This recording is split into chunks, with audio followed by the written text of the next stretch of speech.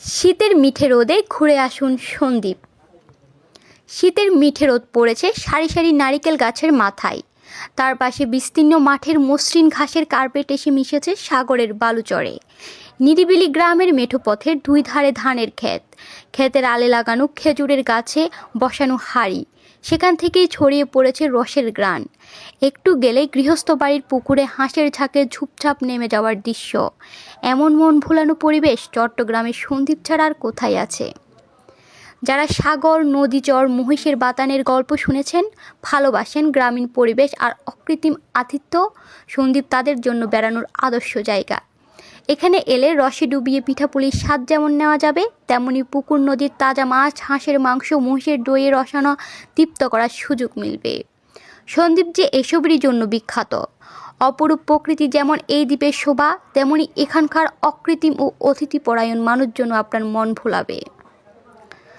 প্রথমবার এলে সন্দ্বীপের রিং বেড়িবাঁধ ধরে ঘুরে আসতে পারেন চারপাশ।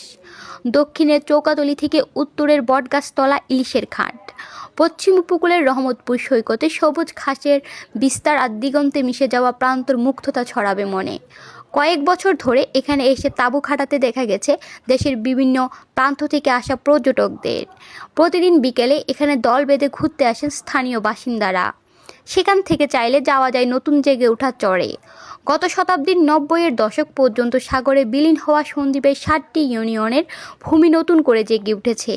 দিগন্তের চিবুক স্পর্শ করা এই সমতল ভূমি পরিচিত সবুজ চর হিসেবে। সেখানে ধীরে ধীরে গড়ে উঠেছে নতুন নতুন জনপদ। ধানের ক্ষেত, কোলাঘর, বসতঘর, পুকুর আর গোফাট, সব মিলিয়ে নিখুঁত গ্রাম। হেঁটে বা মোটর বাইকে চেপে চলে যেতে পারেন সবুজ চরের সঙ্গে লাগোয়া কম বয়সী চরেও। ঘুরে আসতে পারেন মহিষ বাতানে। ভালো লাগলে রাতও কাটিয়ে আসতে পারেন। মর্জি মতো সময় কাটাতে পারেন আধুনিক আয়োজনেও। দ্বীপের কেন্দ্রভাগে আছে বেভিউ গার্ডেন্স পার্ক। সেখানে বিশাল আকৃতির একাধিক দিঘির পাড়ে নারকেল গাছের সারি যে কারো মন ভোলাবে। উপাদেয় খাবারের সমাহার নিয়ে প্রবেশ মুখে আছে সমৃদ্ধ রেস্তোরাঁ। সপ্রাণ আড্ডা অথবা একান্তে সময় কাটানোর জন্য আছে বিস্তৃত পরিসর। রাত যাপনের আয়োজন না থাকলেও বিকেল বা সন্ধ্যাবেলাটুকু রাঙিয়ে নিতে এই পার্ক হতে পারে আদর্শ।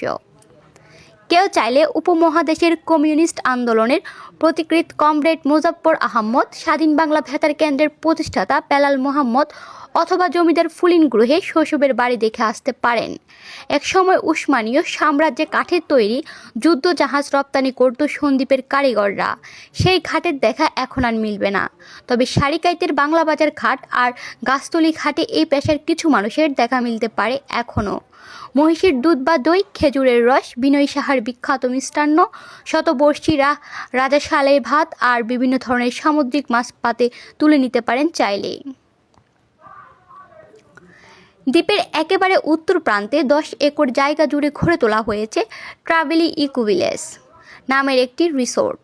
স্থানীয় উদ্ভিদের পাশাপাশি বিপন্ন প্রজাতির বৃক্ষরাজির দেখা মিলবে এখানে। প্রকৃতির সান্নিধ্য পেতে আর নৈসর্গিক নিস্তব্ধতায় ডুব দিতে এটাই বেছে নিতে পারেন। সন্দ্বীপের কৃষি নির্ভর গ্রামীণ জনজীবনকে খুব কাছ থেকে দেখার সুযোগ মিলবে এখানে।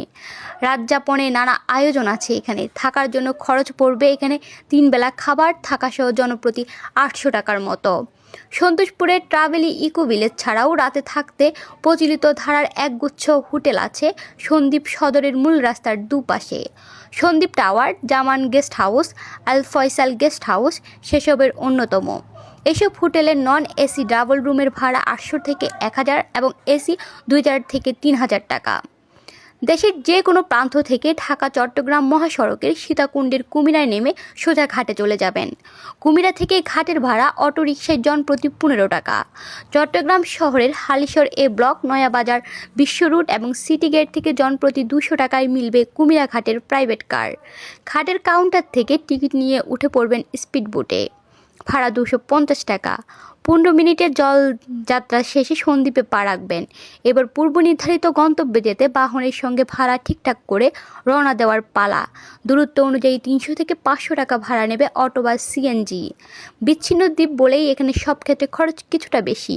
নভেম্বর থেকে মার্চ পর্যন্ত সন্দ্বীপে বেরিয়ে আসার উত্তম সময়।